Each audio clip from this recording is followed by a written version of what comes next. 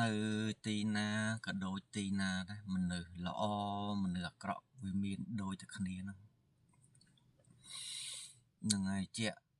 ស្ដែងផ្ទាល់ដូចនៅប្រទេស New Zealand ផ្ទាល់ហើយថ្ងៃនេះខ្ញុំលើកនៅបញ្ហាតាក់ទងជាមួយនឹងហើយការធ្វើការហ្នឹងហើយការធ្វើការគឺខ្ញុំផ្ដោតទៅលើបងប្អូនខ្មែរយើងហ្នឹងហើយដែលគាត់មកធ្វើការហ្នឹងហើយនៅប្រទេស New Zealand ហើយក៏ដូចជាមកធ្វើការជាមួយនឹងជនជាតិខ្មែរដូចគ្នាមានន័យថាមកធ្វើការជាមួយតកែខ្មែរហ្នឹងហើយអញ្ចឹងចំណុចនេះខ្ញុំលើកអំពីការធានាដំបូងជាលក្ខណៈការ sponsor ជា AEWV ហ្នឹងហើយដែលតកែនៅទីនេះគាត់ហ្នឹងហើយមានសិទ្ធិក្នុងការធានាបងប្អូនដែលគាត់នៅខ្មែរមកធ្វើការនៅប្រទេស New Zealand ហ្នឹងហើយក្នុងជំនាញណាមួយដែលពួកគាត់ចង់បានហើយក៏ដូចជាការចរចាគ្នាផ្សេងណាហ្នឹងហើយអញ្ចឹងចំណុចនេះវាមានតកែខ្លះហ្នឹងហើយគឺគាត់ពោពេញទៅដោយ respectful គាត់ happy about their promise មានន័យថាគឺគាត់ជួយបងប្អូនសាច់ញាតិគាត់ហ្នឹងហើយមកធ្វើការដោយគាត់ហ្នឹងហើយអំពីច្បាប់ហ្នឹងហើយគ្រប់ច្បាប់ហ្នឹងហើយការងារមានន័យថាធ្វើការហ្នឹងហើយស្របទៅតាមច្បាប់តកតទៅនឹងប្រាក់បៀវត្សហ្នឹងហើយគឺបើកត្រឹមត្រូវគិតម៉ោងគិតអីគឺត្រឹមត្រូវហ្នឹងហើយទៅតាមអ្វីដែលមាននៅក្នុង agreement នៅក្នុងកិច្ចសន្យាណាហ្នឹងហើយក៏ដូចជាមានការ encourage ការលើកទឹកចិត្តហ្នឹងហើយក្នុងកន្លែងការងារហ្នឹងហើយព្រោះបងប្អូនដឹងហើយថា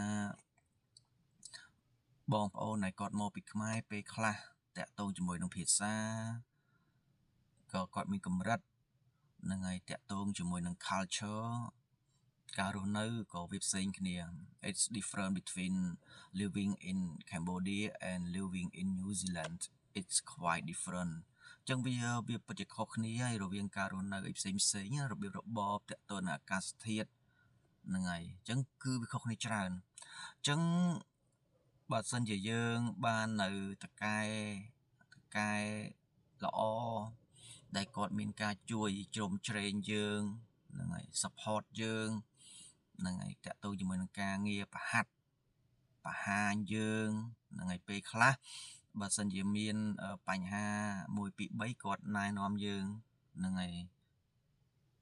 គាត់ផ្ដល់ចំណេះជំនាញគាត់លើកទឹកចិត្តយើងហ្នឹងហើយគាត់មានការគោរពគ្នាទៅវិញទៅមកយើងជាបុគ្គលិកគាត់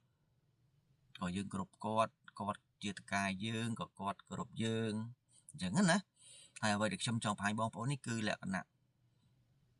បុគ្គលិកខ្មែរនិងតកែខ្មែរហើយភាគច្រើនគឺតកែខ្មែរគាត់ធានាបងប្អូនសាច់ញាតិរបស់គាត់ដែលមកពីខ្មែរណាហ្នឹងហើយកម្រមានណាដែលតកែខ្មែរគាត់ធានា oversee ប៊ីសាយសាច់ញាតិគាត់ក្រៅពីសាច់ញាតិគាត់អីវាកម្រមានណាហ្នឹងហើយអញ្ចឹងបានខ្ញុំចង់និយាយថាបើសិនយើងធ្វើបិណ្ឌខ្ពស់ហ្នឹងហើយយើងមកធ្វើការនៅ New Zealand មកធ្វើការជាមួយនឹងតកែជាបងប្អូនហើយគាត់មានទឹកចិត្តហ្នឹងហើយអព្យាស្រ័យគាត់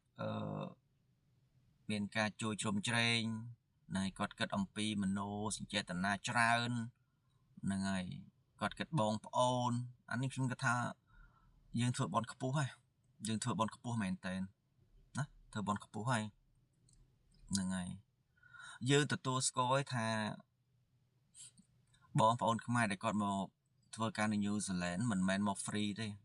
គឺសុទ្ធតែជាការចរចាគ្នាហើយក៏ដូចជាអស់លុយច្រើនដែរហ្នឹងហើយតាក់ទងជាមួយនឹងការរៀនជំនាញ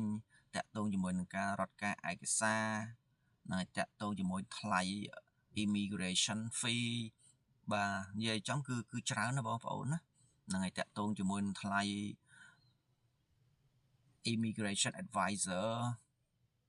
គឺច្រើនមែនតើណាបងប្អូនហ្នឹងហើយ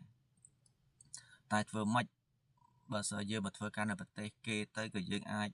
ហ្នឹងហើយផ្សាយសំខ្លះទៅហ្នឹងហើយ3ឆ្នាំឬក៏5ឆ្នាំអីយើងអាចសល់លុយខ្លះយើងត្រឡប់ទៅដើម្បីបង្កើតហ្នឹងហើយដើមទុនឬក៏ដើម្បីចិញ្ចឹមគ្រួសារយើងអញ្ចឹងណាហ្នឹងហើយអាហ្នឹងខ្ញុំចង់និយាយថាបើសិនជាយើងជួបតកែល្អបាទតែផ្ទុយទៅវិញហ្នឹងបើសិនជាក្នុងករណីយើងនិយាយគ្នាអត់ច្បាស់ណាហ្នឹងហើយយើងអស់ចំណាយលុយអស់រាប់ពាន់រាប់ម៉ឺនដុល្លារហើយណាយើងបំណាច់ជាបានមកប្រទេសគេមកធ្វើការនៅប្រទេសគេចែកដនអីហ្នឹងហើយវាមិនល្អដូចអ្វីដែលបងប្អូនគិតវាបែរទៅជាហ្នឹងហើយតកែមួយចំនួនណាខ្ញុំនិយាយមួយចំនួនណាបងប្អូនហ្នឹងហើយគាត់មានចរិតហ្នឹងហើយគាត់ថាគេអ្នកធានាមកគេមានអំណាច power on ណាគេមានអំណាចលើបុគ្គលិកតែអ្នកឯងមកនេះគឺមកជាលក្ខណៈមកធ្វើការឲ្យខ្ញុំស៊ីប្រាក់ខែខ្ញុំទេគ្មានសិទ្ធិគ្មានអំណាចនៃការចរចានៃការនិយាយអីទេ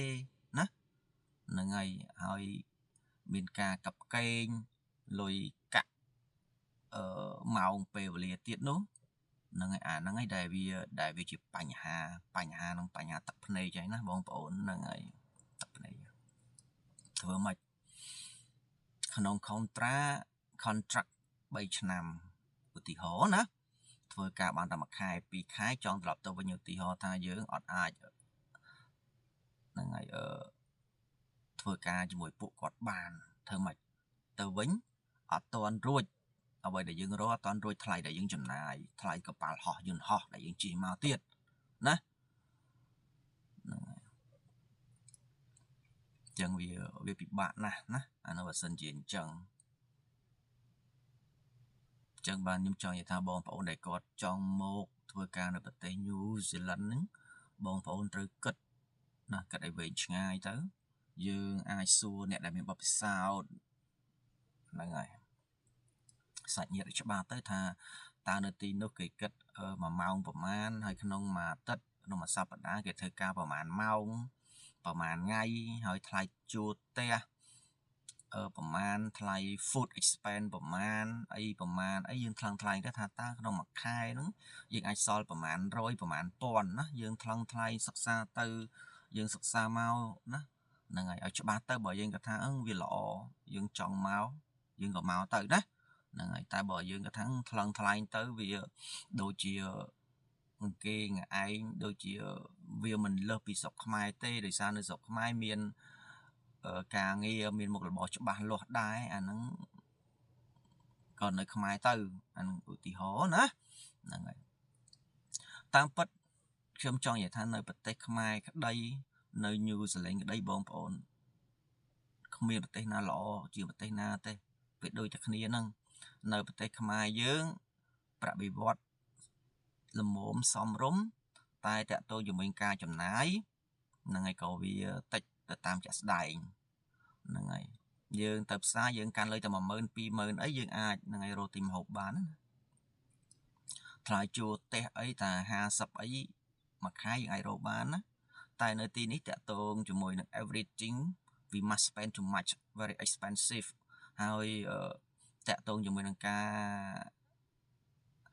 បងថ្លៃជួលផ្ទះឬក៏ការចំណាយផ្សេងអីហ្នឹងហើយវាថ្លៃ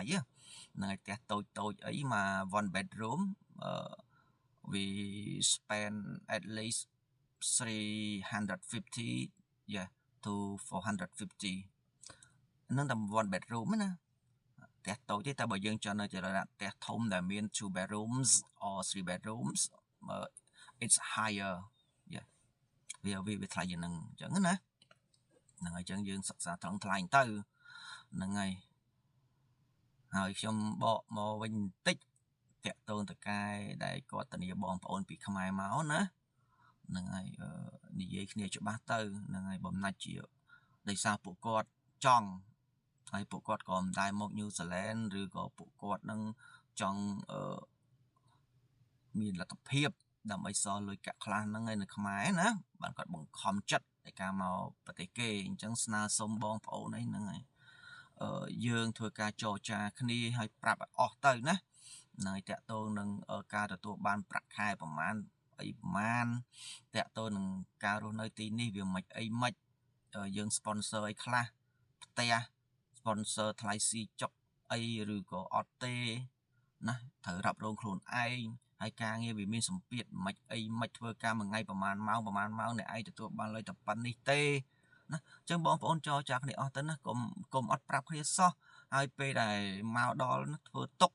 បុកម្នេញគ្នាហ្នឹងហើយកាត់លុយនេះកាត់លុយរត់ការនោះនឹងកាត់ទៅកាត់មកមួយខែសល់$200-300 $300-400វាស្មើនឹងខ្មែរពេលខ្លះអន់ជាងការរកនៅខ្មែរផងហ្នឹងហើយអញ្ចឹងខ្ញុំស្នើសុំទៅណាហ្នឹងហើយតកែខ្ញុំនិយាយមួយចំនួនទេណាមួយចំនួនបើសិនជាគាត់មានអាកំណត់នៅតែរៀង